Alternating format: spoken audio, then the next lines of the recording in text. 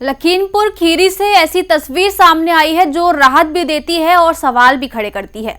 331 परिवार जो बांग्लादेश से विस्थापित होकर आए, आज उत्तर प्रदेश में अपनी नई जड़ें जमा रहे हैं। सरकार ने इन्हें जमीन दी, घर दिया और जिंदगी शुरू करने का मौका दिया, लेकिन कहानी यही खत्म नहीं होती। तो चलिए बताते हैं, लेकिन उससे पहले स्वागत है आपका यूपी की बात में और मैं हूं आपके साथ खुशी। लखीमपुर खीरी से खबर सामने आई है, जहां बांग्लादेश से विस्थापित होकर आए 331 हिंदू परिवारों को सरकार ने अलग अलग तहसीलों में बसाया है। इन परिवारों को सिर्फ रहने के लिए जमीन ही नहीं दी गई, बल्कि खेती के लिए कृषि भूमि भी आवंटित की गई है, जिससे वे अपनी आजीविका चला रहे हैं। इसके साथ ही इन्हें प्रधानमंत्री किसान सम्मान निधि, उज्ज्वल योजना, आवास योजना और बाकी सरकारी योजनाओं का लाभ भी दिया जा रहा है। गांव में सड़क, राशन, शिक्षा और स्वास्थ्य जैसी सुविधाएं भी पहुंचाई गई हैं। इसी बीच 11 अप्रैल को सीएम योगी आदित्यनाथ के लखीमपुर दौरे की संभावना है, जहां वे इन परिवारों को अधिकार पत्र भी दे सकते हैं। हालांकि इसी के साथ बड़ा सवाल ये भी है कि हर साल बाढ़ से प्रभावित लोगों को पुनर्वास पर सरकार क्या कदम उठाएगी। आगे देखिए ये पूरी रिपोर्ट। सरकार की ओर से इन परिवारों को 3 से 5 एकड़ तक कृषि भूमि दी गई है, जिससे ये परिवार अब खेती कर अपनी आजीविका चला रहे हैं। नए घर, साफ सड़कें और बुनियादी सुविधाओं के साथ इनकी जिंदगी अब पटरी पर लौटती नजर आ रही है। इन परिवारों को प्रधानमंत्री किसान सम्मान निधि, उज्ज्वला योजना, प्रधानमंत्री आवास योजना, किसान क्रेडिट कार्ड और पेंशन जैसी कई सरकारी योजनाओं का लाभ भी मिल रहा है। इसके अलावा राशन, टीकाकरण, शिक्षा और रोजगार से जुड़ी सुविधाएं भी गांवों तक पहुंचाई गई हैं।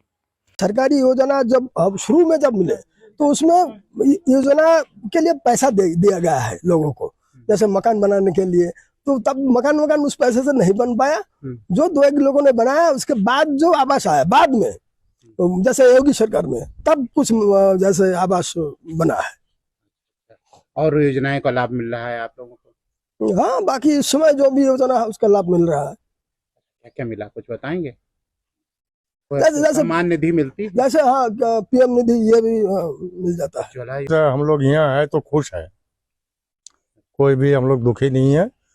हम लोग सिस्टम से रह रहा हूँ और कोई तकलीफ नहीं है। हम लोग योगी सरकार में जो है योजनाओं का लाभ आपको मिल रहा है? हाँ, बिल्कुल बराबर मिलते रह रहे। कोई पक्षपात, दुभाती? ना, कोई पक्षपात यहाँ दुभाती है नहीं। जो है नहीं तो कहना बेकार है। लखीमपुर में ट्रांजिट कैंप में थे, वहाँ से 1979 में यहाँ लाए गए और 1980 में हम लोग को जो है ये जमीन का पूरा आवंटन, उसमें आवास दिया गया और खेती के लिए पहले बुआई के लिए जो आवश्यकता थी, जुताई, बुआई, बीज, खाद, उसको भी उपलब्ध कराया सरकार ने। और उसके बाद बैल भी खरीदने के लिए हमको पैसा उपलब्ध कराया था कि अपने अपने बैल और हल खरीद लीजिए, जिससे आगे की जुताई आप कर पाओ और खेती कायदे से कर पाओ।